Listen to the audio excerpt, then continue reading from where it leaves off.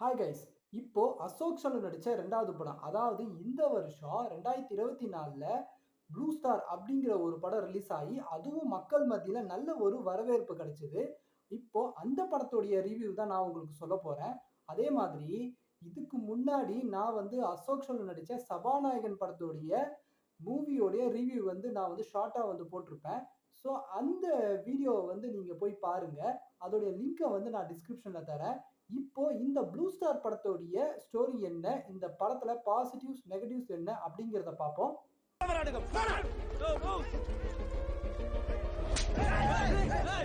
படத்துடைய கதை என்னன்னு பாத்தீங்கன்னா, அரக்கோணத்துல ஒரு 2 கிரிக்கெட் டீம் இருக்கு. அதுல ஒரு கிரிக்கெட் டீமோடைய கேப்டன் யாருன்னா நம்ம அசோக் செல்வன், இன்னொரு டீமோடைய கேப்டன் யாருன்னா நம்ம சாந்தனு. இவங்க 2 கிரிக்கெட் டீம் பாத்தீங்கன்னா வேற வேற சமூகம் சார்ந்தவங்க. ஸோ இவங்களுக்குள்ள ஒரு சில பிரச்சனைகள்லாம் இருக்கு. இப்போ இந்த அசோக் செல்வன் டீம் பாத்தீங்கன்னா ஒரு கிரவுண்ட்ல விளையாடிட்டு இருப்பாங்க. ஆனா அந்த கிரவுண்ட்ல விளையாடக்கூடாது அப்படின்னு சொல்லிட்டு சாந்தனு அசோக் செல்வன் கிட்ட ஒரு சில சண்டைலாம் போடுவாரு. இதுல அவங்களுக்கு பாத்தீங்கன்னா ஒரு மேட்ச் நடக்கும். ஒரு கிரிக்கெட் மேட்ச் நடக்கும். அந்த கிரிக்கெட் மேட்ச்ல இந்த கிரவுண்ட்ல யாரு விளையாடுறது அப்படின்னு சொல்லிட்டு முடிவு பண்ணிக்கலாம் அப்படின்னு சொல்லிட்டு இவங்க ஒரு முடிவுக்கு வராங்க. அப்போ இந்த சாந்தனு என்ன பண்றாரு அப்படின்னா, இவரு இந்த லீக் பிளேயர்ஸ், அதாவது இந்த ஸ்டேட் லெவல் இல்ல இந்த ரஞ்சி டிராஃபில விளையாடுற அந்த ஒரு டீம் மாதிரின்னு வச்சுக்கோங்களேன். இந்த லீக் பிளேயர்ஸை சாந்தனு உள்ள கொண்டு வராரு. அவர் டீமுக்குள்ள கொண்டு அசோக் செல்வன் டீமை தோக்கடிக்கிறாரு. அதுக்கப்புறம் இந்த சாந்தனு கொண்டு வந்த அந்த லீக் பிளேயர்ஸ் இவங்க விளையாடுற அந்த இடத்துக்கு இவர் போறாரு. அந்த இடத்துல ஒரு சில பிரச்சனைகள்லாம் நடக்குது. அதுக்கப்புறம் சாந்தனுவும் அசோக் செல்வனும் இவங்க 2 டீமும் ஒன்னா சேர்ந்து அந்த லீக் பிளேயர்ஸ் விளையாடுற அந்த டீமை இவங்க ஜெயிச்சாங்களா இல்லையா அப்படிங்கிறது தான் இந்த படத்துடைய கதை. இந்த படத்துடைய பாசிட்டிவ் என்னன்னு பாத்தீங்கன்னா, இந்த படத்துல நடிச்ச எல்லாருடைய கேரக்டருடைய பெர்ஃபார்மன்ஸ், முக்கியமா சாந்தனுடைய பெர்ஃபார்மன்ஸும் அப்புறம் அசோக் செல்வனுடைய பெர்ஃபார்மன்ஸும் தான். ஆக்சுவலி சாந்தனு ஒரு நல்ல ஆக்டர் நமக்கு தெரியும். ஆனா அவருக்கான ஒரு ஆப்பர்ச்சுனிட்டி கிடைக்கல. பட் இந்த படத்துல அதுக்கான ஒரு ஆப்பர்ச்சுனிட்டி இவருக்கு கிடைச்சிருக்கு. அதை இவர் ப்ராப்பரா ஆக்டிங்ல சூப்பரா பெர்ஃபார்ம் பண்ணியிருக்காரு. அதே மாதிரி அசோக் செல்வன் இவரு பாத்தீங்கன்னா, இவரு செலக்ட் பண்ற எந்த ஸ்கிரிப்டா இருந்தாலும் சரி, அந்த படம் பாத்தீங்கன்னா மோஸ்டா ஹிட் ஆயிடுது. ஸோ இவங்க 2 பேரும் இந்த படத்தோடைய ஒரு பெரிய ஒரு ப்ளஸ் பாயிண்ட்னே சொல்லலாம். அதுக்கப்புறம் இந்த படத்துடைய ஸ்க்ரீன் பிளே நல்லாவே இருந்துச்சு. அதுக்கப்புறம் இந்த படத்துடைய பேக்ரவுண்ட் மியூசிக்கும் சரி, அதுவும் நல்லாவே இருந்துச்சு. இந்த படத்துல பாத்தீங்கன்னா, ஒரு கோச் கேரக்டரா ஒருத்தர் நடிச்சிருப்பாரு. அவர் வேற யாரும் இல்ல, நம்ம பகவதி பெருமாள். இவரு பாத்தீங்கன்னா நிறைய தமிழ் படங்கள் நடிச்சிருக்காரு. இவரை நீங்க பார்த்திருப்பீங்க. இவருடைய பெர்ஃபார்மன்ஸும் பாத்தீங்கன்னா நல்லாவே இருந்துச்சு. அதே மாதிரி இந்த படத்துல அசோக் செல்வனுக்கு தம்பியா ஒரு கேரக்டர் நடிச்சிருப்பாரு. அவர் பேர் பாத்தீங்கன்னா பிருத்திவிராஜன். ஆக்சுவலி இந்த படத்துடைய கேரக்டர் நேம் கிடையாது. இவருடைய உண்மையான பேர் பிருத்திவிராஜன். இவருடைய பெர்ஃபார்மன்ஸ் பாத்தீங்கன்னா நல்லாவே இருந்துச்சு.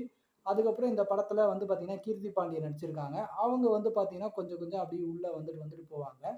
அவங்களுடைய பெர்ஃபார்மன்ஸும் நல்லா இருந்துச்சு. ஸோ இந்த படத்துடைய நெகட்டிவ் அப்படின்னு என்னன்னு பாத்தீங்கன்னா, இந்த படத்துல டப்பிங் பாத்தீங்கன்னா ஒரு சில இடத்துல லேகா இருக்கு. முக்கியமா கீர்த்தி பாண்டியனுக்கு நீ ஆடுற ஆட்டத்துக்கு முன்னாடி எல்லாம் அவனுங்க எல்லாம் ஒண்ணுமே இல்ல தெரியுமா?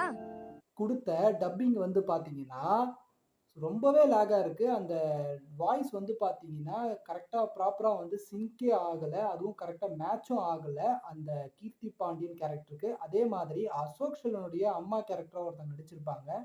அவங்களுக்கும் பாத்தீங்கன்னா டப்பிங் ப்ராப்பரா சிங்க் ஆகல, ப்ராப்பரா மேட்ச் ஆகல.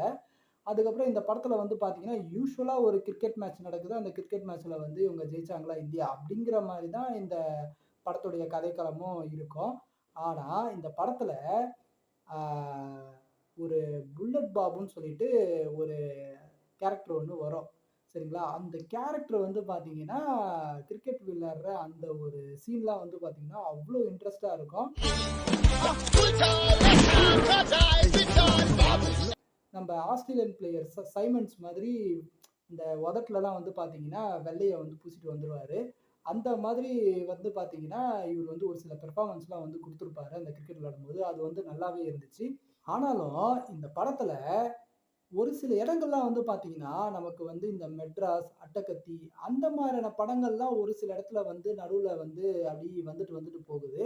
அதுவும் வந்து கொஞ்சம் தவிர்க்க முடியாத மாரி தான் இருக்கு. இருந்தாலும் இந்த படம் இந்த வருஷத்துல தமிழ் சினிமால ஒரு ஃபர்ஸ்ட்டு வெற்றிக்கான ஒரு படம் இது.